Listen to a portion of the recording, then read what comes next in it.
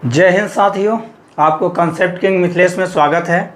आज हम लोग पढ़ेंगे माइटोकॉन्ड्रिया को और देखते हैं कि माइटोकॉन्ड्रिया ये सेल का पार्ट्स होता है।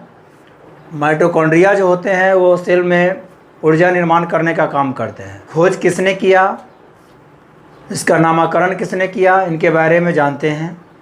कोलिकर नाम का एक वैज्ञानिक थे जिन्होंने कीटों के रेखित पेशी में जो है इनका खोज किया है। इसका खोज जो है कोलिकर ने कीटों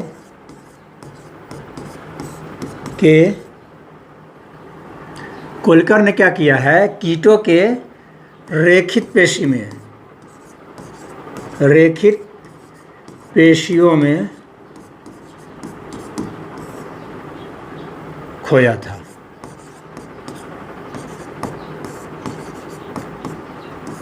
यह जो है कोलिकर साहब ने इस माइटोकॉन्ड्रिया के खोज जो है कीटों के पेशिया में खोजा था। नामकरण जो है कार्ल बेंडा नाम के वैज्ञानिक थे इन्होंने इसका नामकरण किया माइटोकॉन्ड्रिया। एक और वैज्ञानिक थे रिचर्ड अल्टमैन, एक वैज्ञानिक थे जिन्होंने माइटोकॉन्ड्रिया को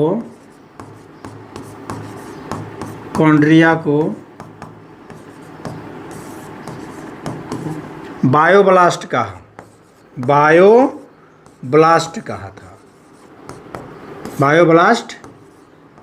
कहा। रिचर्ड अल्टमैन एक वैज्ञानिक थे जिन्होंने माइटोकॉन्ड्रिया को क्या कहा, बायोब्लास्ट कहा। माइटोकॉन्ड्रिया का नामकरण कार्ल बेंडा ने किया। कार्ल बेंडा जो है किए हैं नामकरण इसका। कोशिका को पावर हाउस जो है बोला जाता है माइटोकॉन्ड्रिया को। लिखेंगे इसको power house of the cell, power house of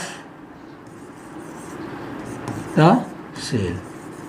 इसे power house of the cell भी कहा जाता है। यह कोशिका का बिजली घर, कोशिका का बिजली घर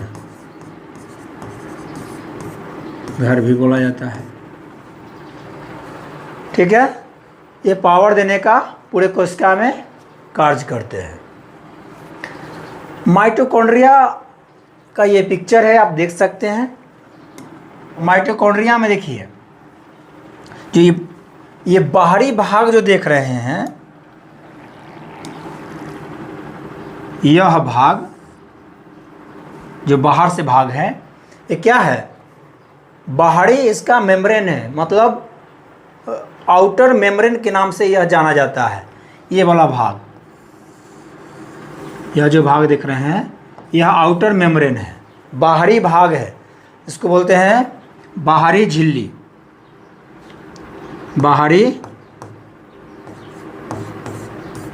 बोलते हैं, या इसी को आउटर मेम्ब्रेन बोलते हैं। और इसके अंदर यह इस तरह के ये जो पाए जाते हैं, ये वाला भाग, ये जो है ये वाला भाग है। जो ये ऊपर जो भाग आपको दिख रहा है ऐसे एक क्रिस्टी है जो अंदरूनी पार्ट में पाया जाता है, आंतरिक भागों में पाया जाता है। और इसी में एक चिपचिपा पदार्थ, तरल पदार्थ होता है। इसके अंदर एक तरल पदार्थ होता है। इसमें जो होता है एक तरल पदार्थ होता है। इस तरह को जो भी बना हुआ है, इसमें तरल पदार्थ पाए जाते हैं, उसे कहा जाता है मैट्रिक्स बोला जाता है।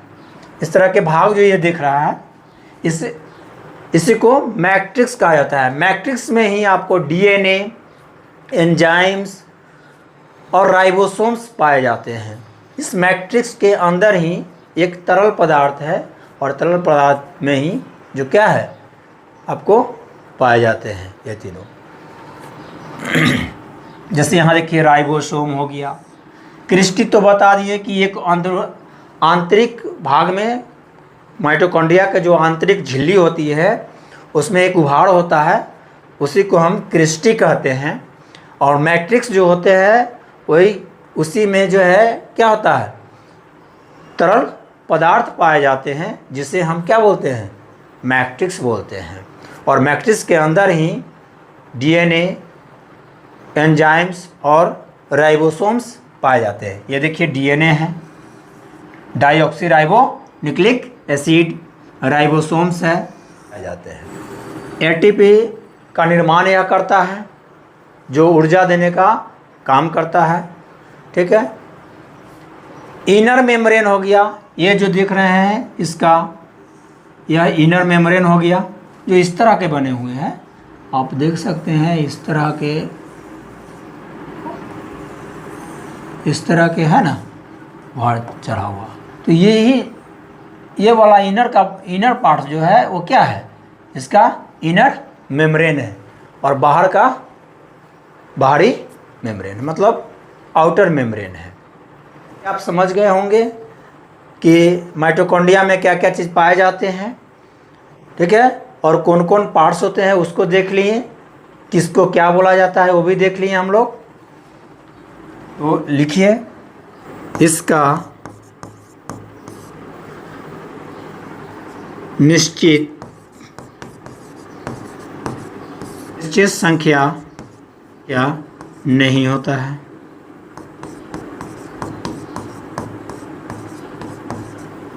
फाइब्रोब्लास्ट कहा, इसकी निश्चित संख्या नहीं होता है। यह पादप कोशिका एवं जंतु कोशिका दोनों में पाए जाते हैं, दोनों में पाए जाते हैं। यह पादप कोशिका और जंतु कोशिका दोनों में पाए जाते हैं। जीवन के लिए आवश्यक रासायनिक क्रियाओं को करने के लिए यह एटीपी के रूप में हमें ऊर्जा प्रदान करता है। तो जीवन के लिए आवश्यक विभिन्न क्रियाओं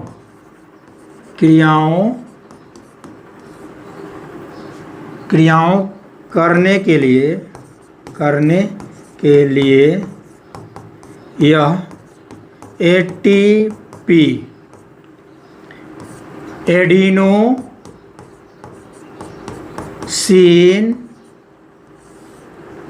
ट्राइफॉस्फेट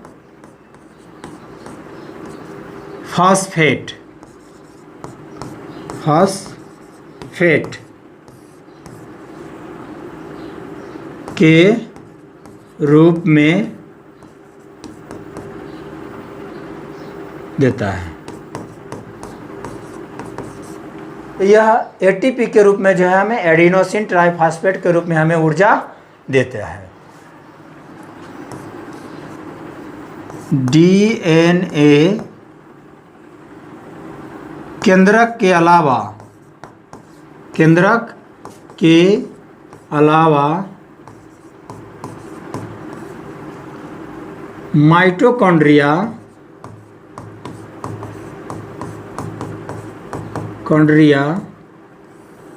एवं हरित लवक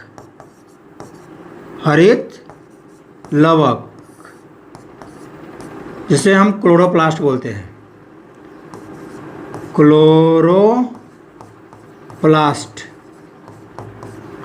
क्लोरोप्लास्ट में पाया जाता है।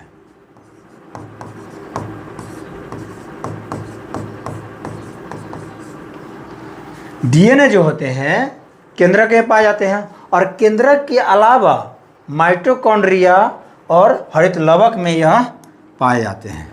कहाँ? माइटोकॉन्ड्रिया और हरित लवक में पाया जाता है। यह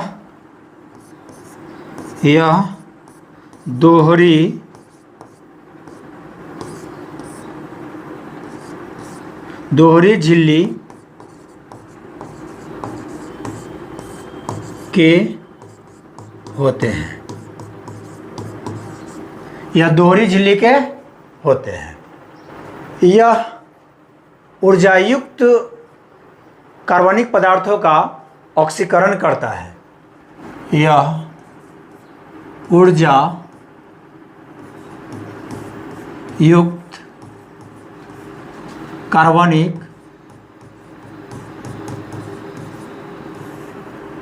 कार्बनिक पदार्थों का ऑक्सीकरण करता है।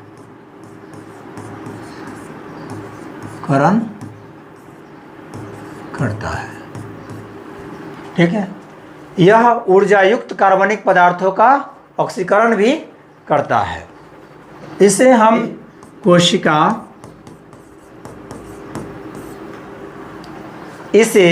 कोशिका का इंजन भी कहा जाता है। इसे कोशिका का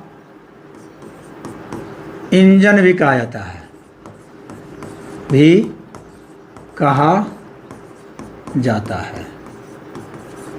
इसे कोशिका का इंजन भी कहा जाता है।